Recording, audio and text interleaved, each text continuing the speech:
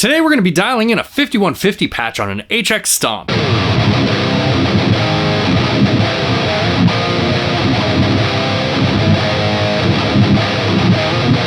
What's up everybody, welcome to the channel. If you're new here, my name's Taylor and I do all sorts of guitar related stuff on my channel. If you enjoy that sort of content, make sure to subscribe and click the bell notification so you get notified about all of my videos. And it wouldn't hurt to hit the like button while you're down there. It actually really helps out. If you could just hit that like button while you're down there. Greatly appreciate it. I've had quite a few requests to do this video. I know that a lot of people have a hard time dialing in the 5150 on the HX Stomp, and so that's what I'm going to be doing today, is just going through and dialing in the 5150 patch and, you know, seeing if we can get a usable tone out of it. I'm using my Jackson Soloist that has an EMG 81 in the bridge. Still recording, yay. That's going into the HX Stomp, which is going down here into my Seymour Duncan Power Stage 700, which is powering my Mesa standard rectifier cabinet, and that's mic'd up with an SM58. That's a lot of words. So what I'm gonna do here is just dial in this patch and we'll see if we can get a tone that is usable. And I am dialing it in on the HX Stomp, not on the software, which would be smarter, but what are you gonna do? So let's go in here, and I have my, if I can remember how to use this, I have my amp. I want to do this. Yes, yes, yes. Hey, look, the PV Panama is right there. This is what it sounds like out of the box.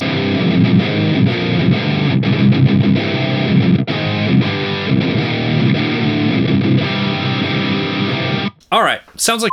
Make sure not to select the amp plus cab block. That will invariably sound like if you were going into a real cabinet. All right, well, let's get this guy here.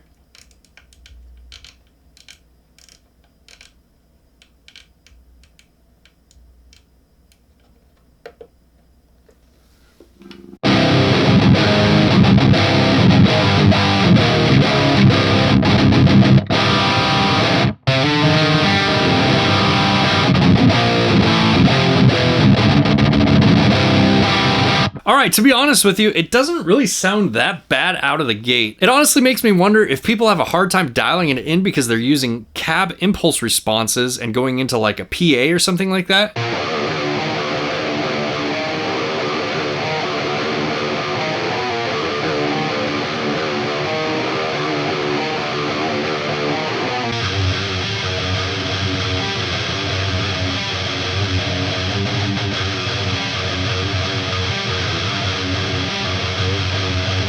Lucky for you, I have an impulse response of this cabinet available for download via a link in the description below. I'll also put the patch that we dial in today in that folder as well, so you should be able to download both of those things and get a pretty similar tone. You know, unless you're trying to do this with like a Telecaster or something. But anyways, let's get to dialing.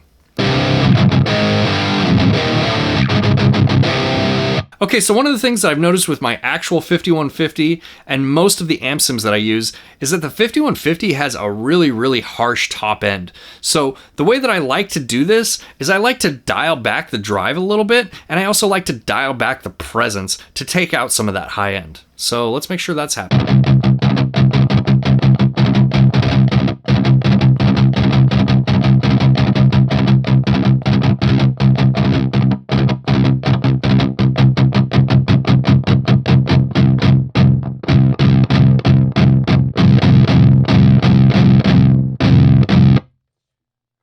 We'll turn up the resonance a little bit to make sure we get some thump out of the cabinet.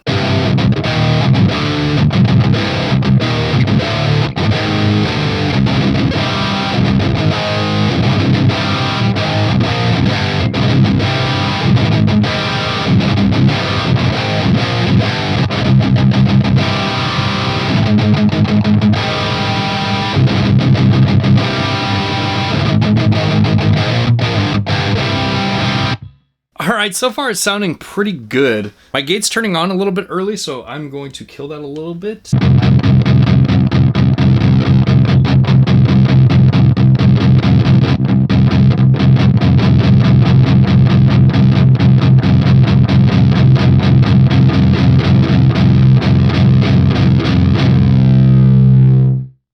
Oh my god, you gotta spin this thing for so long. Hey, there it goes. And if you notice, I'm using two gates here, and that really helps with the noise in this amp. Let me show you what it sounds like without any gates. Pretty noisy, huh? And the way this is set up is, actually can dial back the threshold on this one a little bit. That first gate is catching most of the noise, and then the second gate is just catching whatever the first one lets through. Okay, let's boost this amp. And I'm going to use a 808, and we're going to turn the gain all the way down, the level all the way up, and then we're actually going to turn the tone right about there. And that'll make up for some of the high end that we cut out.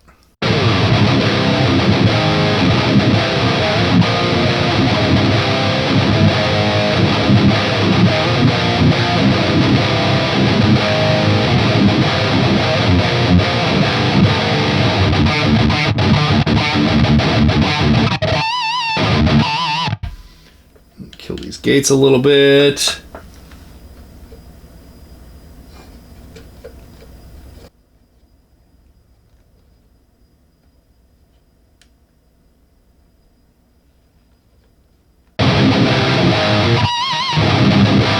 With the gates on this, you're really just going to have to play around with them and dial them into your particular playing style and your guitar, because every guitar and every guitarist is going to react differently to this. What I'm trying to say is I can't dial in a gate for your playing style and your particular guitar. That's something you have to do on your own, but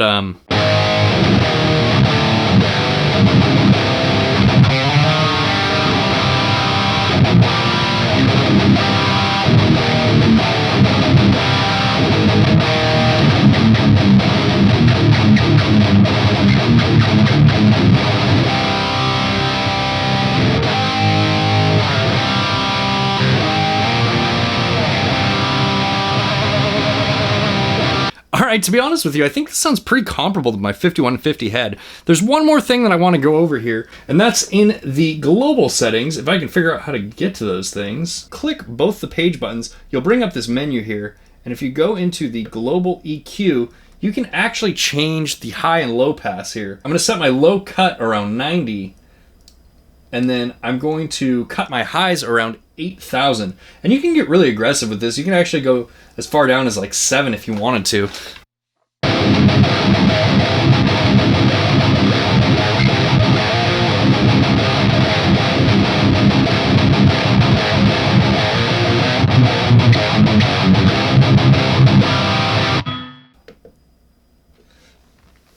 Here's with the global EQ off for comparison.